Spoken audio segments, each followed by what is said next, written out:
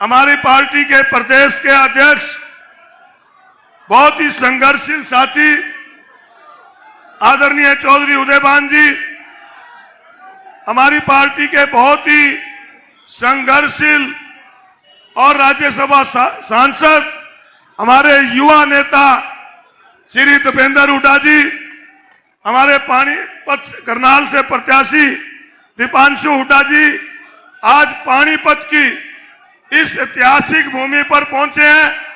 मैं पूरे पानीपत और करनाल जिले की तरफ से उनका यहां पहुंचने पर हार्दिक स्वागत करता हूं, हार्दिक अभिनंदन करता हूं पूरे पानीपत की इस ऐतिहासिक धरती पर। और मैं अनुरोध करूंगा हमारे जो प्रत्याशी हैं सरदार त्रिलोचन सिंह जी, वो आए और आए हुए नेताओं का स्वागत करें जो करनाल विधानसभा क्षेत्र से हमारे प्रत्याशी हैं सरदार त्रिलोचन सिंह जी। आदरणीय उस्मान साहब, देश की पूर्व प्रधानमंत्री श्रीमती इंदिरा गांधी जी, जिन्होंने देश की एकता अखंडता के लिए अपने प्राण न्यौछावर किए, देश के पूर्व प्रधानमंत्री राजीव गांधी जी, जिन्होंने देश नहीं टूटने दिया, उनकी बेटी, उनकी पोती और हमारे आने वाला भविष्य प्रियंका गांधी जी का, प्रियंका वाड्रा जी का मैं पानीपत की धरती पर हार्दिक स्वागत करता हूं। उनके साथ छत्तीस बरादरी के बेताज बादशाह भूपिंदर सिंह हुड्डा जी, हरियाणा प्रदेश उदयभान जी, भाई दीपेंद्र हुड्डा जी का हार्दिक धन्यवाद करता हूं।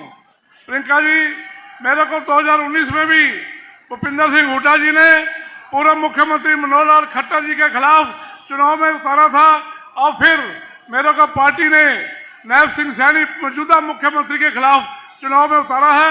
मैं पार्टी का धन्यवाद करता हूं, साथ ही मैं विश्वास दिलाता हूं कि आपकी हर कसौटी पर खरा उतरूंगा। लेकिन मौजूदा सरकार, भाजपा सरकार, सीधे जब भगत सिंह ने नारा लगाया था हिंदू मुस्लिम सिख ईसाई सभी भारतीय भाई भाई, उस नारे को खंडित करने जा रही है। बाबा भीमराव अम्बेडकर के संविधान को तोड़ने की हर संभव कोशिश करने जा रही है। आप चाहते हो देश एक रहे, आप चाहते हो भीमराव अम्बेडकर जी का संविधान बचा रहे। 25 मई को देवांशु बुद्धि राजा जी मेंबर पार्लियामेंट के लिए और विधानसभा के लिए मेरे को करनाल विधानसभा के लिए वोट दें और कांग्रेस सरकार बनाएं। धन्यवाद, जय हिंद। बहुत बहुत धन्यवाद। अब पानीपत की ऐतिहासिक नगरी में पहुंचने पर हमारे पार्टी के वरिष्ठ साथी हैं वीरेंद्र बुल्ले शाह जी, वो प्रियंका जी को मोमेंटो देकर स्वागत करेंगे। वीरेंद्र बुल्ले शाह जी और हमारे दिवांशु बुद्धि राजा, वो सूत की माला देकर हमारी प्रियंका गांधी जी को, हमारी जो राष्ट्रीय महासचिव हैं हुड्डा साहब को, उदयभान जी को और दीपेंद्र हुड्डा को स्वागत करें।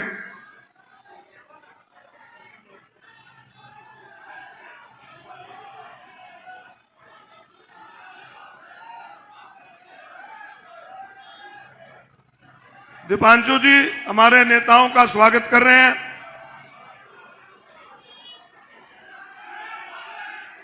उस नेता का जिसने राजनीति की नर्सरी में एक क्लर्क के लड़के को उंगली पकड़ के आज इस मंच पर पहुंचाया, मेरे नेता चौधरी दीपेंद्र सिंह हुड्डा जी का मैं धन्यवाद करता हूं।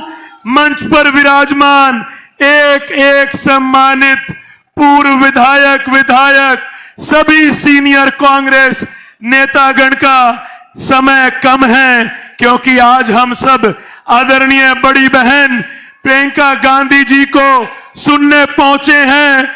मैं सिर्फ 2 बातें ही कहूंगा। दीदी, मैं बताना चाहूंगा, ये करनाल लोकसभा की सीट पर एक साधारण से कार्यकर्ता को, मेरे घर में तो आज तक किसी ने पार्षदी का भी चुनाव नहीं लड़ा, मेरे घर पर आज तक किसी ने सरपंची का चुनाव नहीं लड़ा। ये कांग्रेस पार्टी की सोच है, ये हमारे नेताओं की सोच है कि एक आम घर के 31 साल के नौजवान को करनाल लोकसभा से 2-2 बार के मुख्यमंत्री रहे मनोहर लाल खट्टर जी के सामने चुनाव में उतारा है। जब प्रत्याशी का ऐलान हुआ तो खट्टर साहब, दीदी खट्टर साहब कह रहे थे कि मैं तो सिर्फ कागज भर के आऊंगा, लोग मेरा चुनाव लड़ेंगे। लेकिन मैं बताना चाहूंगा, हमारे सम्मानित बुजुर्ग बैठे हैं, मातृशक्ति बैठी है, नौजवान साथी बैठे हैं, जो खट्टर साहब कह रहे थे कि मैं तो सिर्फ पर्चा भर के चला जाऊंगा। अभी 4 दिन पहले इनकी पार्टी के राष्ट्रीय अध्यक्ष जेपी नड्डा जी आए हुए थे। 2 दिन पहले इनके गृह मंत्री अमित शाह जी आए हुए थे और कल देश के रक्षा मंत्री राजनाथ सिंह आए हुए थे। मैं कह रहा था, मैं कह खट्टर साहब अगर कमी रह रही हो तो अमेरिका से डोनाल्ड ट्रंप को और बुला लो। अगर 31 साल के नौजवान के सामने बीजेपी की हालत यह है कि बीजेपी को के नेताओं को और मैं कह रहा था, ये बीजेपी वाले कह रहे थे, मीडिया वाले कह रहे थे कि बीजेपी के पास तो सत्ता बल है, उनके पास तो धन बल है, उनके पास तो प्रशासन की ताकत है। और मैं कहा, मेरे पास मेरी बड़ी बहन प्रियंका गांधी जी का बांधा हुआ धागा है, मेरे पास मेरे नेता चौधरी भूपेंद्र सिंह हुड्डा जी का सर पर आशीर्वाद है, और मेरे पास हमारे अध्यक्ष चौधरी उदयभान जी का साथ है, और मेरे पास मेरे बड़े भाई का चौधरी दीपेंद्र सिंह हुड्डा जी का सर पर साया है।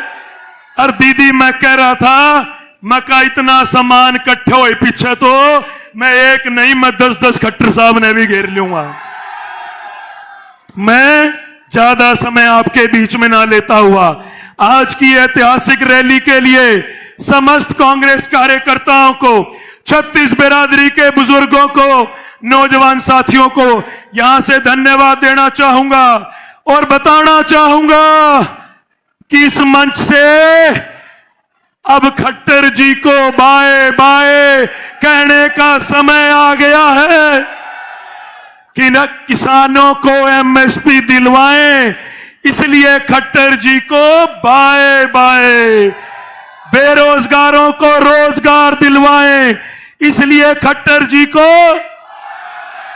अग्निवीर को हटाएं, इसलिए खट्टर जी को, कर्मचारियों को ओपीएस दिलवाएं, इसलिए खट्टर जी को, गरीबों को राशन दिलवाएं, इसलिए खट्टर जी को, करनाल का भविष्य उज्जवल बनवाएं, इसलिए खट्टर जी को, और ईवीएम की मशीन पर हाथ का बटन दबाए और खट्टर जी को बाय बाय।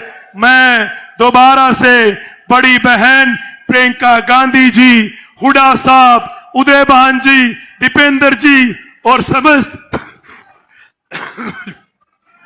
समस्त कार्यकर्ताओं का यहां से धन्यवाद करता हूं और विश्वास दिलाता हूं कि जो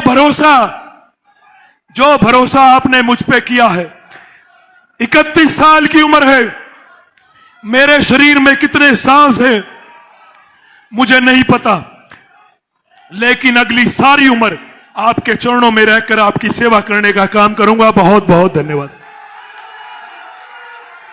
बहुत बहुत धन्यवाद दीपांशु जी, आपने विस्तार से खट्टर साहब को बाय बाय कह दी।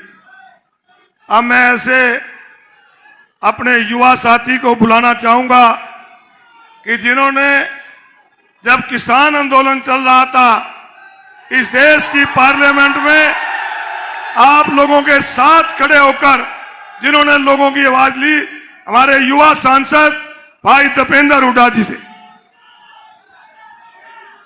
हमारे बीच में हमारी नेता आदरणीय प्रियंका गांधी जी, हमारे आदरणीय चौधरी उपेंद्र सिंह हुड्डा जी, हमारे प्रदेश अध्यक्ष आदरणीय चौधरी उदयभान जी, हमारे प्रत्याशी भाई दिव्यांशु बुद्धिराजा जी, सम्मानित मंच उपस्थित पिता तुल्य बुजुर्ग नौजवान साथी, माताएं बहनें, राम राम जी।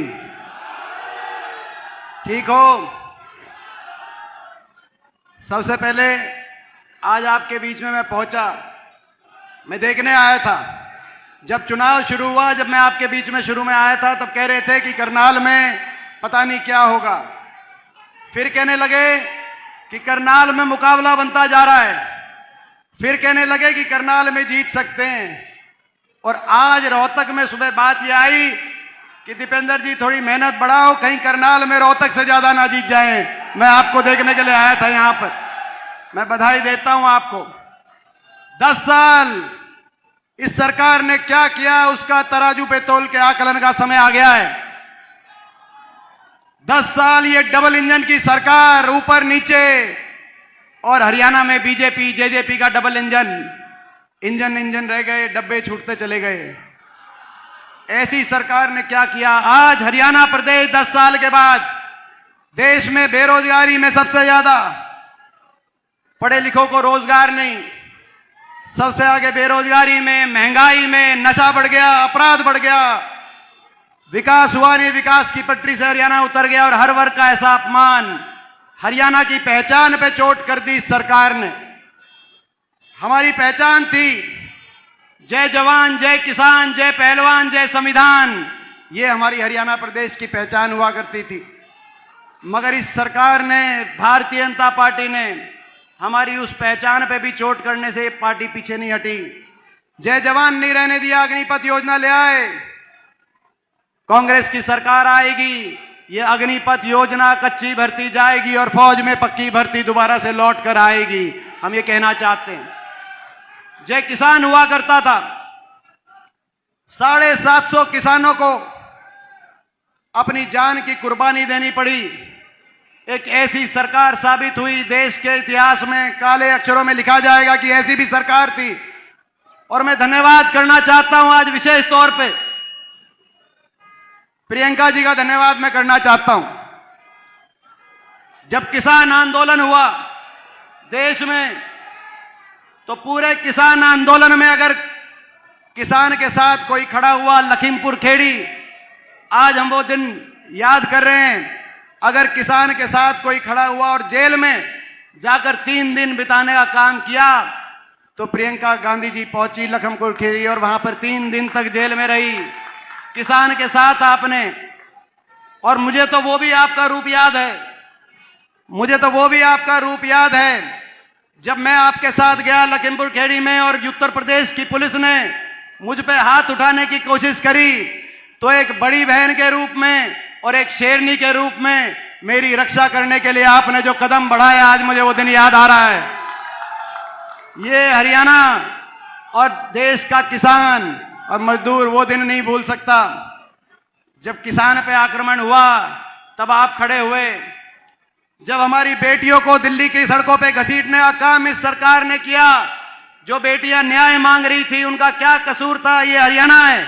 इसी हरियाणा में कुरुक्षेत्र में महाभारत हुआ, हमारी मां बेटी की इज्जत के लिए महाभारत जैसा युद्ध हुआ, ये वो हरियाणा है।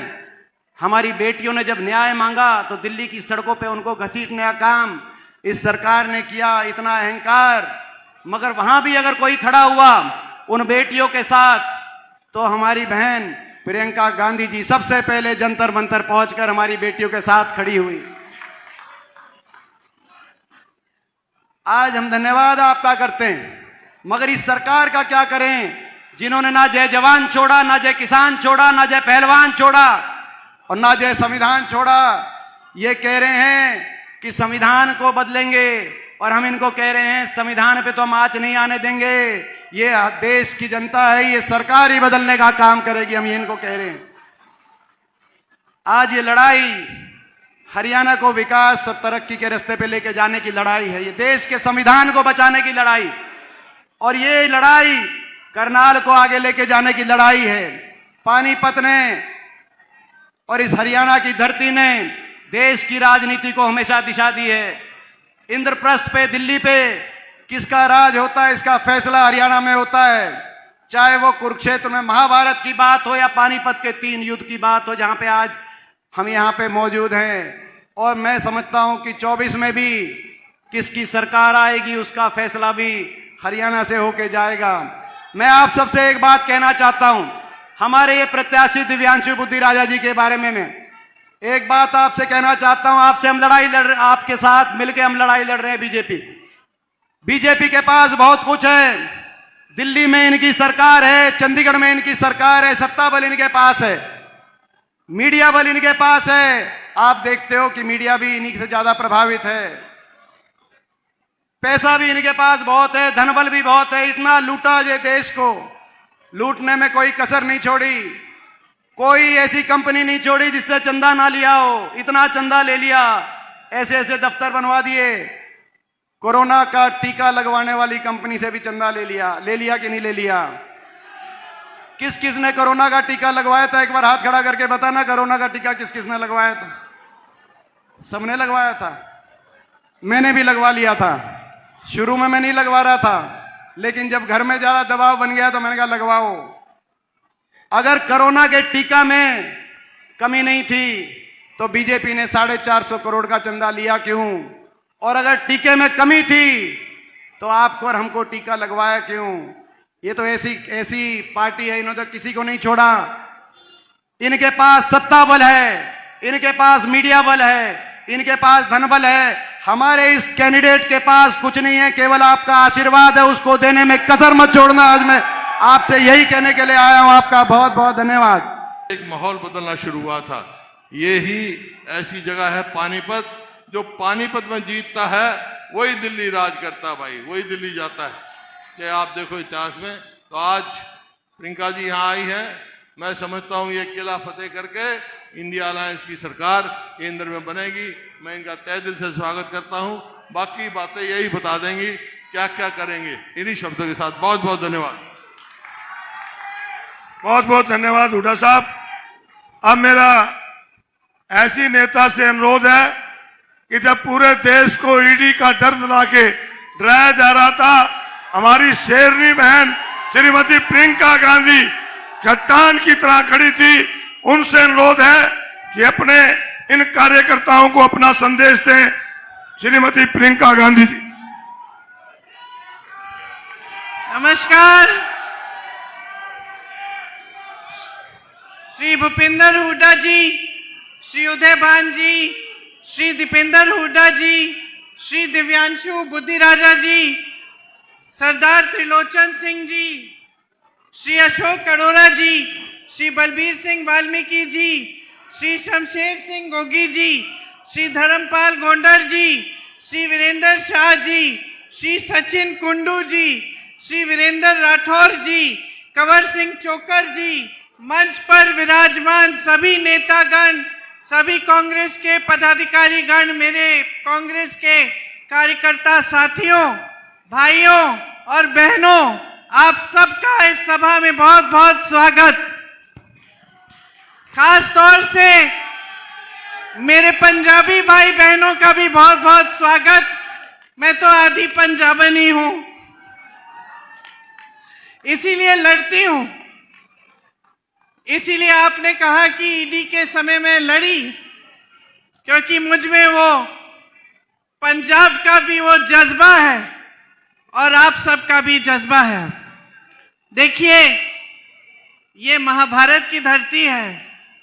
यहां से हमें भगवत गीता की सीख मिली। अन्याय के खिलाफ न्याय के लिए लड़ने की सीख मिली। अधर्म के खिलाफ धर्म की लड़ाई लड़ने की सीख मिली। यहां चाहे खेल का मैदान हो, चाहे जंग का मैदान हो, चाहे खेत खलिहान हो, हर जगह हरियाणा के लोग खून पसीना बहाकर मेहनत करते हैं और न्याय के लिए लड़ते हैं, धर्म के लिए लड़ते हैं, देश के लिए लड़ते हैं। मुझे गर्व है कि मैं आज इस धरती पे खड़ी हूं और मुझे गर्व है कि आप सब आज यहां इतनी बड़ी तादाद में मेरी बातों को सुनने के लिए आए हैं। आपकी मैं बहुत बहुत आभारी हूं।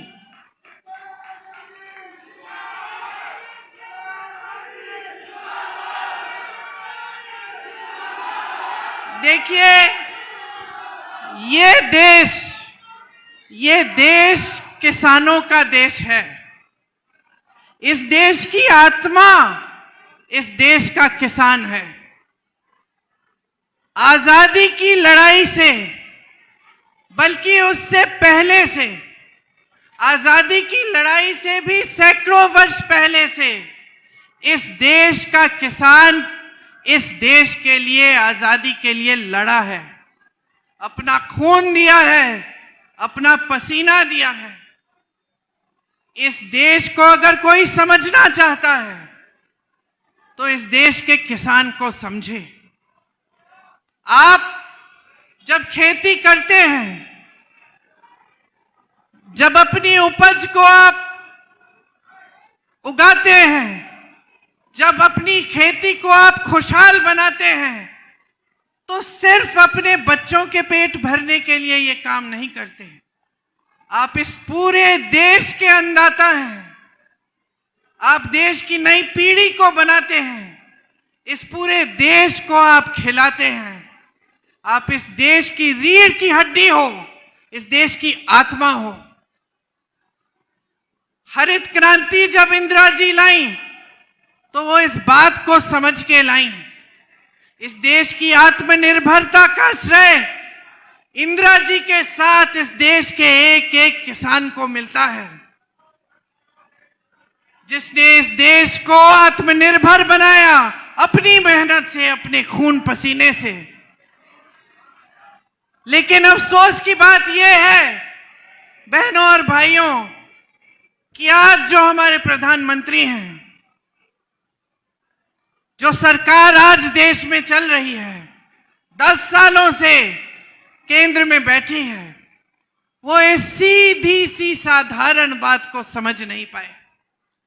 वो इस देश के किसान का महत्व समझ नहीं पाए, इस देश के किसान का आदर कर नहीं पाए, आपके प्रति श्रद्धा से वो देख नहीं पाए।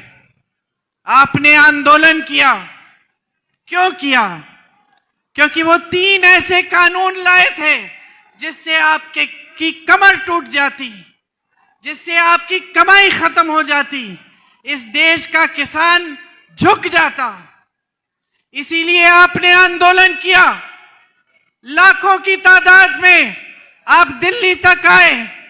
महीनों के लिए आप दिल्ली के बॉर्डर पे आप बैठे रहे। इस देश के हर देशवासी ने आपको देखा। हर देशवासी के दिल में आपके लिए हमदर्दी जागी। आपके लिए कोई पानी लाया, कोई खाना लाया, कोई आपके साथ आकर बैठा। मुझे याद है दीपेंद्र जी रोज रोज आपके आंदोलन में शामिल होते थे, आपके साथ आकर बैठते थे। लेकिन भाजपा का एक एक नेता, भाजपा के प्रधानमंत्री जो इस देश के सबसे बड़े पद पर आसीन हैं, उन्होंने आपकी सुनवाई तक नहीं की। आपकी बिजली बंद की, आपका पानी बंद किया, आपको देशद्रोही का दर्जा दिया। ये सारी मीडिया जो आपके सामने खड़ी है, जो आज बड़े बड़े खरबपतियों की है, इन्होंने आपको देशद्रोही कहा, आपके बारे में अपशब्द कहे, आपको आतंकवादी कहा। आप में से 600 भाई शहीद हुए, मोदी जी ने अपने पलक नहीं झपकाई। मुझे याद है, आपने जिक्र किया दीपेंद्र जी, मुझे याद है यूपी में एक मंत्री के बेटे ने 6 किसानों को अपने जीप के तले कुचल दिया। ताज्जुब की बात यह है भाई और बहनों, हमारी राजनीतिक सभ्यता हमें इंदिरा जी ने सिखाई थी कि जहां कष्ट है, जहां संकट है, सबसे पहले वहां पहुंचो। तो जब हमने सुना कि ऐसा हुआ है, हम गाड़ी में बैठे, रात का समय था, बहुत बड़ी आंधी भी थी उस दिन, बारिश आ रही थी। हमने कहा हम जाएंगे, उन किसानों के परिवारों से मिलने जाएंगे। मुझे ताज्जुब हुआ कि जिसने उनको कुचला उसके खिलाफ कोई कार्रवाई नहीं की गई, लेकिन जहां हम रह रहे थे चारों तरफ पूरे घर की पुलिस आ गई, नाकाबंदी की कि हम बाहर निकल ना पाए। हम किसी न किसी तरह से निकल गए। पूरी रात हम पुलिस से भाग भाग कर सब जगह नाकाबंदी की थी। किस लिए? हमको पकड़ने के लिए। हम तो परिवार से मिलने जा रहे थे, लेकिन उसको पकड़ने के लिए एक उंगली नहीं उठाई जिसने ऐसा किया था। हम पूरी रात के लिए पुलिस से इधर उधर भागते हुए लखीमपुर खीरी तक पहुंचे, और जब हम पहुंचे तो 4 बजे थे सुबह के, हमें गिरफ्तार कर लिया। दीपेंद्र जी ने आपको बताया कि किस तरह से पुलिस ने हमको घेरा और हमें रोकने की कोशिश की, लेकिन ताज्जुब तो इस बात का था कि हमें रोकने की कोशिश हो रही थी, उनको रोकने की कोई कोशिश नहीं थी।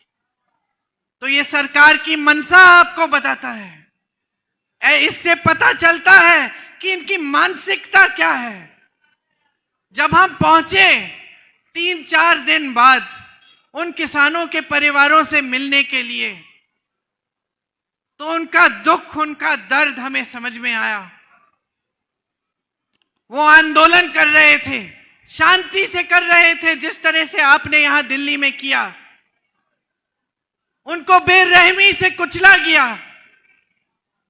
उनके परिवार के सदस्य रो रहे थे, दुखी थे, न्याय चाह रहे थे, कह रहे थे कि हमें यकीन नहीं होता, हम सिर्फ न्याय चाहते हैं दीदी, हमें न्याय नहीं मिल रहा है, कोई हमारे दर्द को समझ ही नहीं रहा है।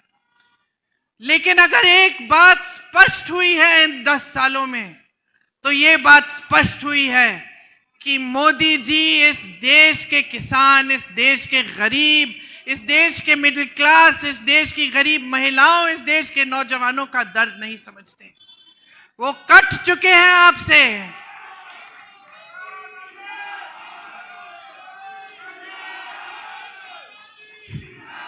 इस चुनाव में उसी मंत्री को टिकट दिया है जिसके बेटे ने उन किसानों को कुचल डाला।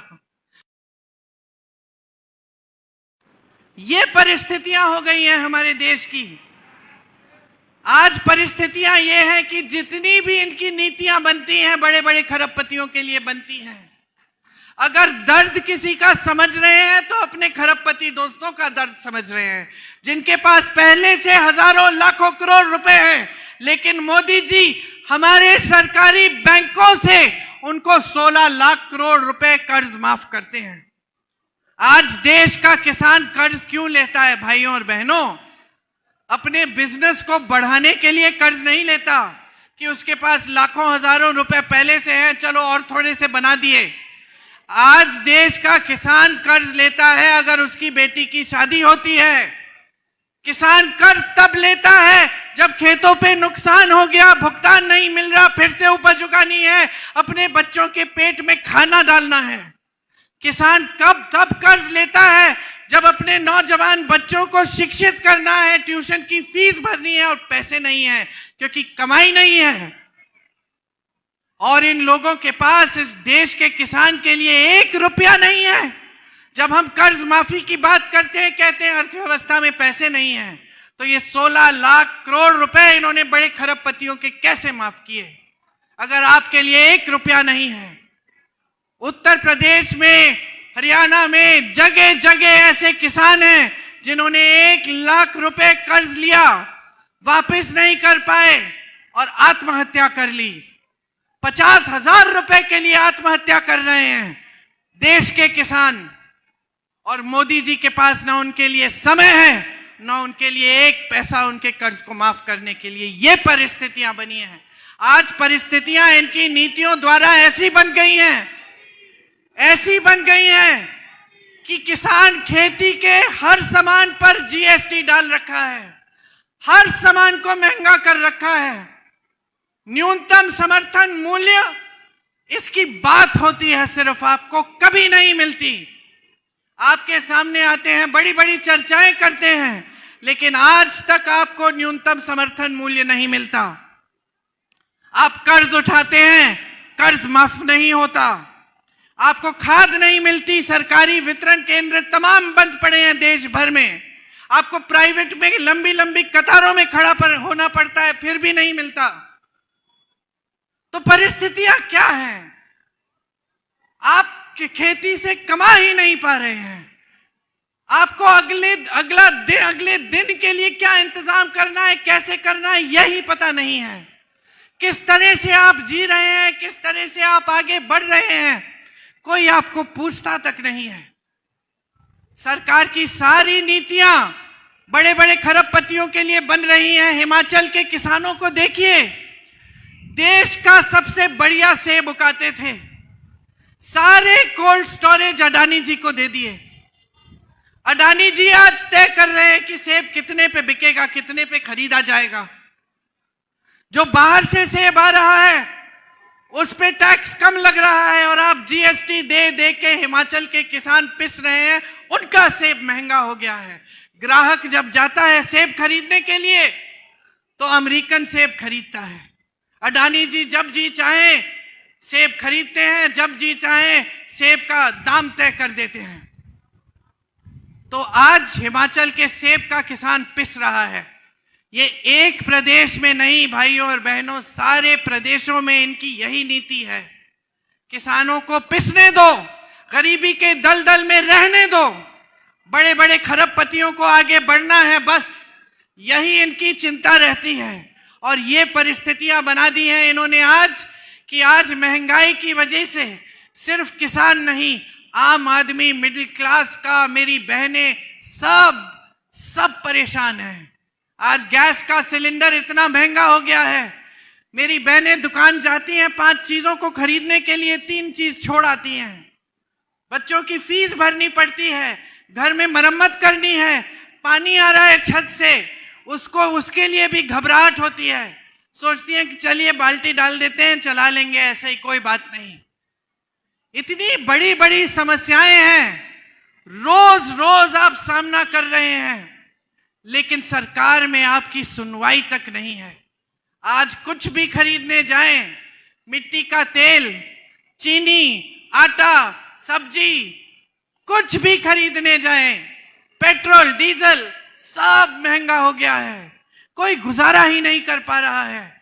कैसे जी रहे हैं समझ में ही नहीं आता। और वहां आप टीवी चलाते हैं, ये मीडिया वाले, माफ करिए, लेकिन ज्यादातर बड़े बड़े खरबपति इन कंपनियों के मालिक हैं। आपको क्या दिखता है टीवी पे? आपको दिखते हैं मोदी जी बड़े बड़े मंचों पर साफ सुथरे कुर्ते में, एक धूल का दाग नहीं है, एक बाल इधर से उधर नहीं हो रहा है, चमक रहे हैं। और आपको बताया जा रहा है कि अर्थव्यवस्था मजबूत हो रही है, अर्थव्यवस्था मजबूत हो रही है। आज देश में सबसे ज्यादा बेरोजगारी है, सबसे ज्यादा बेरोजगारी है। किसान का बेटा कौन है? किसान का बेटा ही जवान है, जो हमारी रक्षा करता है, जो सरहद पे जाकर इस देश के लिए कुर्बान होने की तैयारी करता है। मैंने आंखों से देखा है, मैंने आंखों से देखा है उत्तर प्रदेश के गांव गांव में, और मैं जानती हूं कि हरियाणा के गांव गांव में भी सुबह सुबह 3-4 बजे वर्जिश करते हुए, दौड़ लगाते हुए बच्चों को, उनकी उम्मीदों का क्या हुआ, उनकी आशाओं का क्या हुआ? आप तो 4 साल बाद अग्निवीर लाके उनको भी बेरोजगार करना चाहते हैं, जो सेना में भर्ती करने की उम्मीद रखते हैं। बच्चे रोते रोते आते हैं हमारे पास। मैं राहुल जी के साथ यात्रा कर रही थी मुंबई में, एक बच्चा आया, जीप पे चढ़ गया, रोने लग गया। हमने कहा क्या हुआ? बोला दीदी 3 बार मैंने 3 बार मैं भर्ती का कर चुका हूं, सारी परिश्रम की है, सूची में नाम भी आ गया। अब पिताजी कह रहे हैं कि मत जाओ। तो मैंने कहा तुम्हारा मन क्या है? कहता है मन नहीं है दीदी, डर लगता है, मैं जाऊंगा भी तो 4 साल बाद मेरा क्या होगा, और मैं चले गया, मैं शहीद हो गया तो शहीद का दर्जा भी नहीं मिलेगा, शहीद का पेंशन भी नहीं मिलेगा मेरे परिवार को। रोने लग गया। कहा मैंने अपने 3 साल बर्बाद कर लिए, आज मैं यहां खड़ा हूं। मैं जाना चाहता था, देश की सेवा करना चाहता था। उस बच्चे की आंखों में वो जज्बा दिखा मुझे, वो शहादत का जज्बा, वो जज्बा कि मैं शहीद हो जाऊंगा लेकिन देश की रक्षा करूंगा। लेकिन उसको ये घबराहट थी कि अगर मैं कर भी डालूं तो मेरे परिवार की देखभाल कौन करेगा। आज बेरोजगारी चरम पे है और मोदी जी अग्निवीर जैसी स्कीम लाते हैं। बेरोजगारी चरम पे है, 70 करोड़ नौजवान बेरोजगार हैं इस देश में आज। कभी ऐसा नहीं हुआ बहनों और भाइयों। मोदी जी कहते हैं ना 70 सालों में कांग्रेस ने कुछ नहीं किया, मैंने 10 सालों में वो कर दिया जो इन्होंने 70 साल में नहीं किया। हाँ, 10 सालों में इन्होंने बेरोजगारी को इतना बढ़ा दिया कि 45 सालों में इतनी बेरोजगारी नहीं रही जितनी आज है।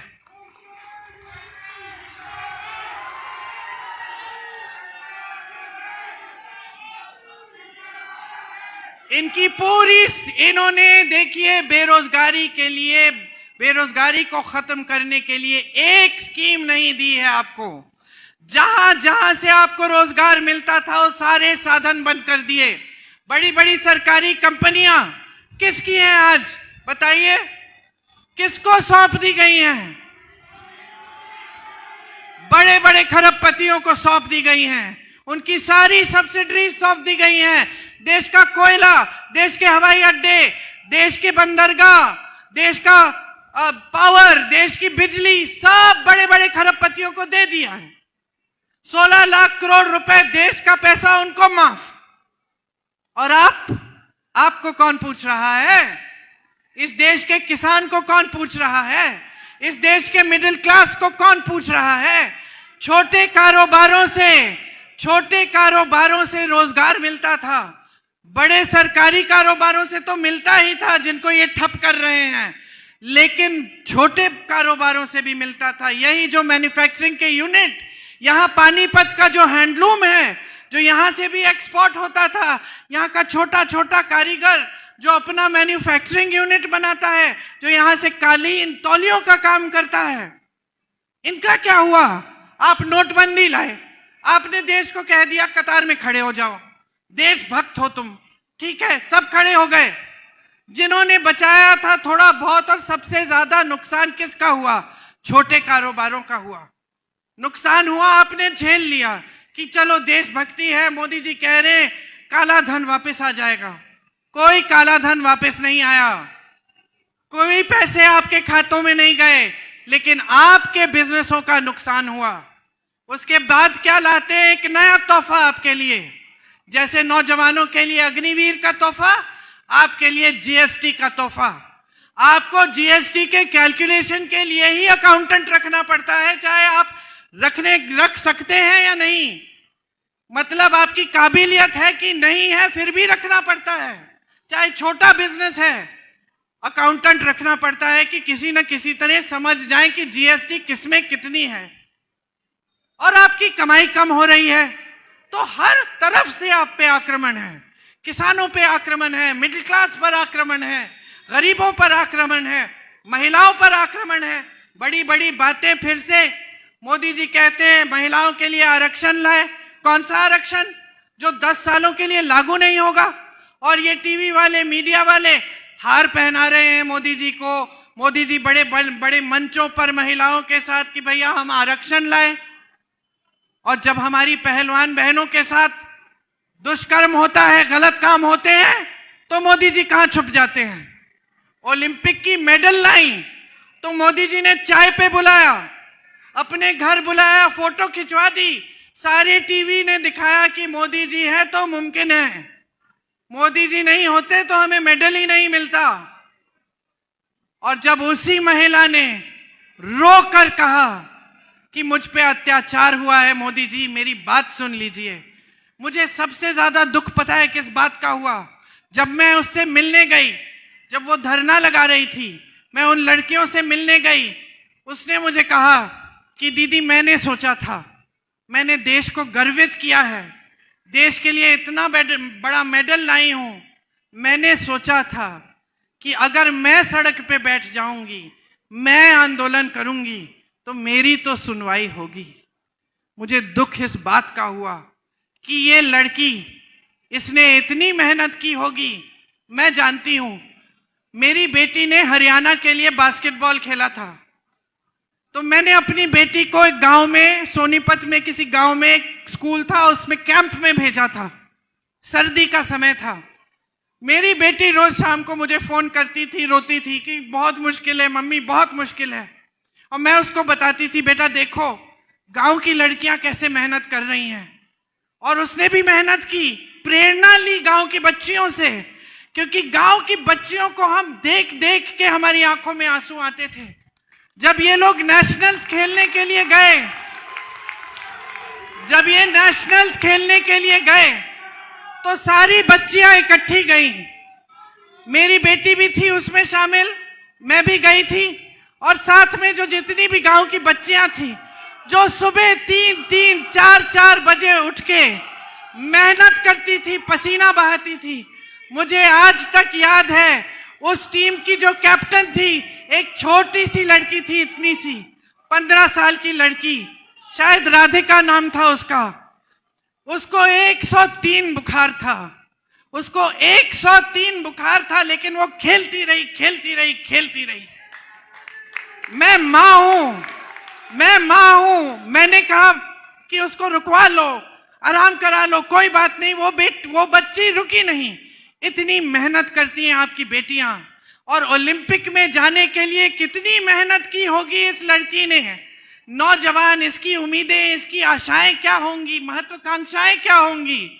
और आज सड़क पे बैठी है, आप उनको घसीटवा रहे हो, अपने पुलिस वालों से लाते खिलवा रहे हो, और आपके पास 2 मिनट का समय नहीं है कि घर अब बुला लीजिए ना, अब रो रही है, अब बुला लीजिए, अब सुन लीजिए कि इसका दुख क्या है। ये है आज की राजनीति की परिस्थिति।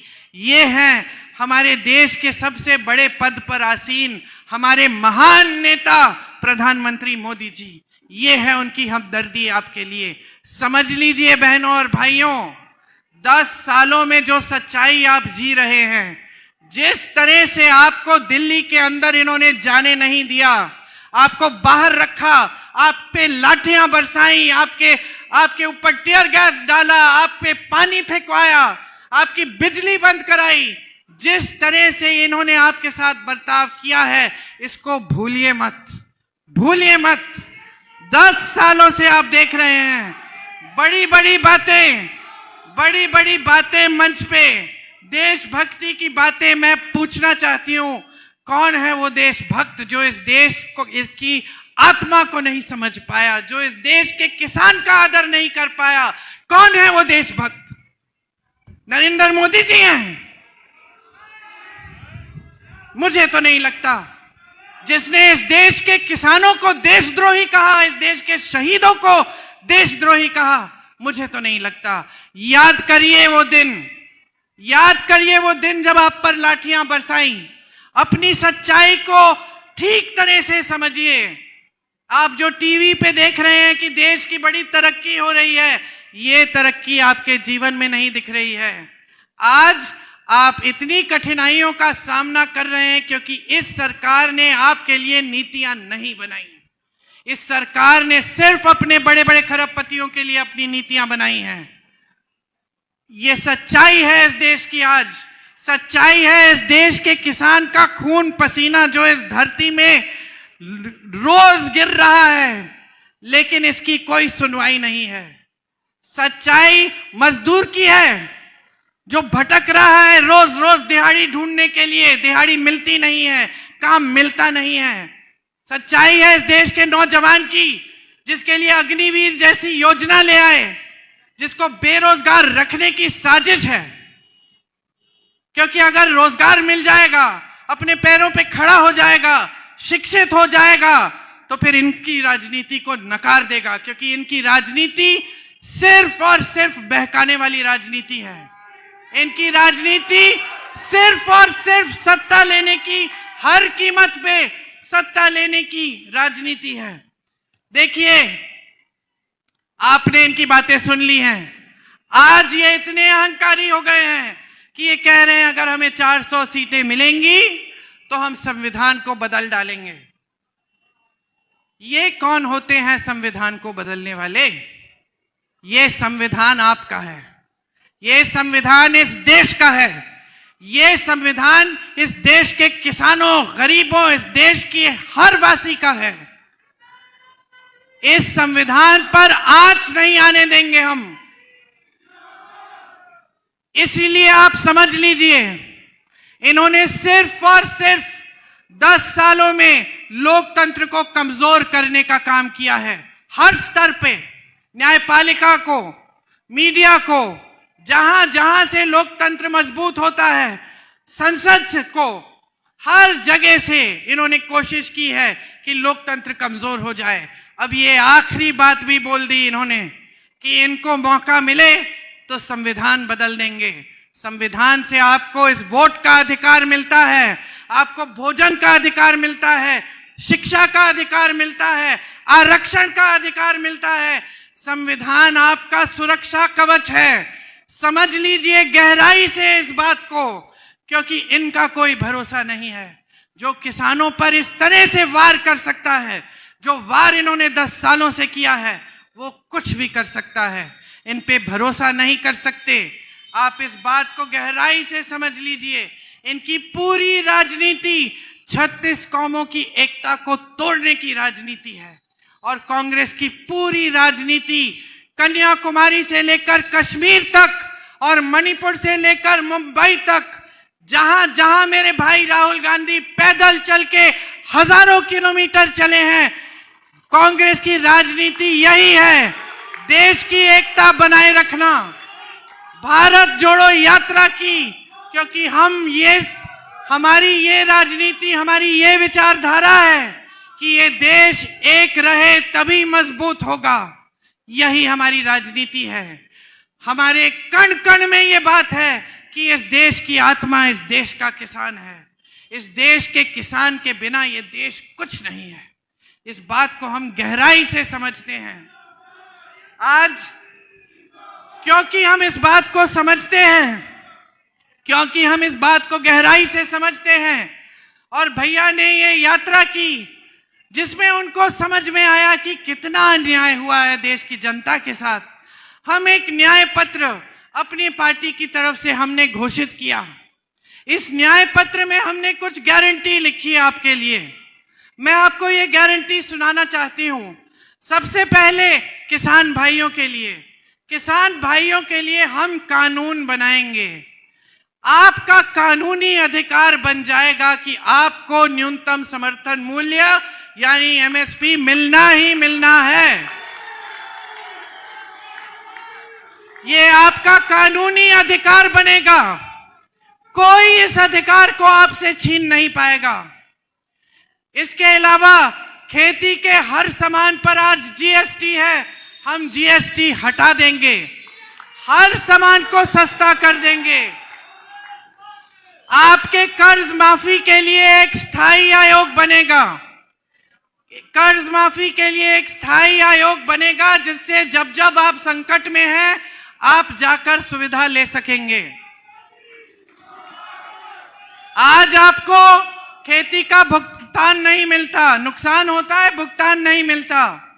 हम कह रहे हैं, ये गारंटी करेंगे कि 30 दिनों के अंदर अंदर पूरा भुगतान होगा।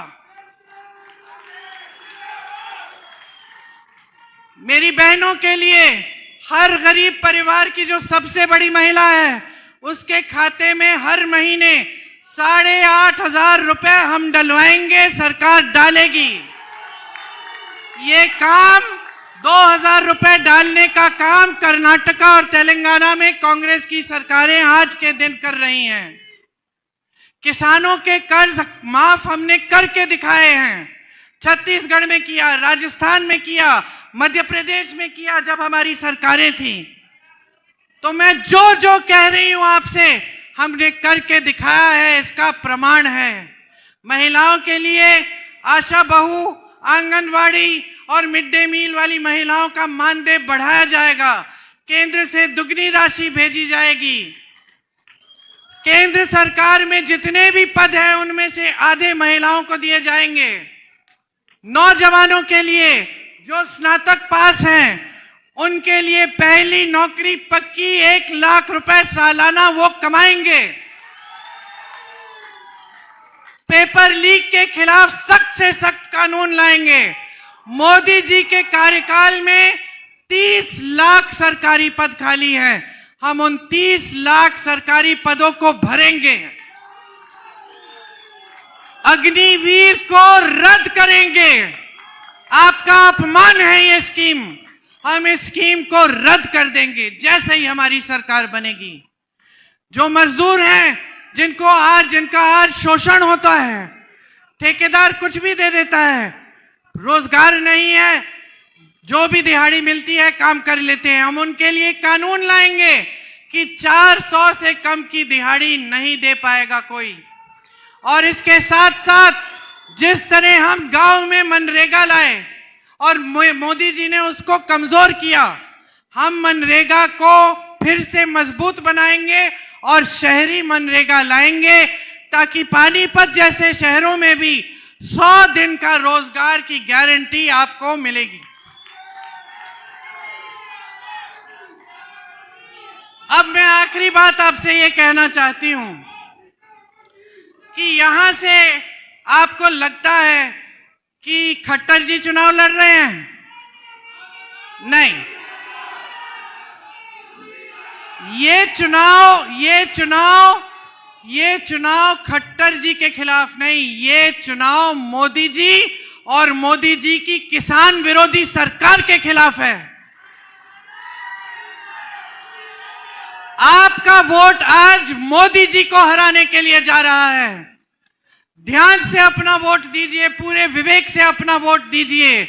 जिन्होंने आपको दिल्ली के अंदर जाने से रोका, उनको दिल्ली से निकाल दीजिए। ये देश आपका है, ये देश आपका है। आप किसान हो इस देश के, इस देश की आत्मा हो, इस देश का जवान आपका बेटा है। मैं आपकी जो भावना है उसको समझती हूं, क्योंकि जब आपके बेटे देश के लिए शहीद होते हैं तो आप पीछे नहीं हटते, आप दूसरे बेटे को भी बोलते हैं जाओ, तुम भी जाओ सरहद पे रक्षा करो देश की। ये आपकी भावना है, ये आपके जज्बात हैं। मैं इस भावना को इसलिए समझती हूं क्योंकि मैं भी एक शहीद की बेटी हूं और एक शहीद की पोती हूं। और अगर मेरे 100 बेटे होते, मैं भी उनको वही कहती जो आप अपने बेटों को कहते हो।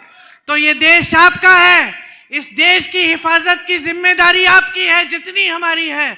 हम लड़ाई लड़ेंगे आपकी, हम आपके खिलाफ जो अन्याय किया गया है उसको दुरुस्त करेंगे, हमेशा आपके साथ कंधे से कंधा लगाकर लड़ेंगे।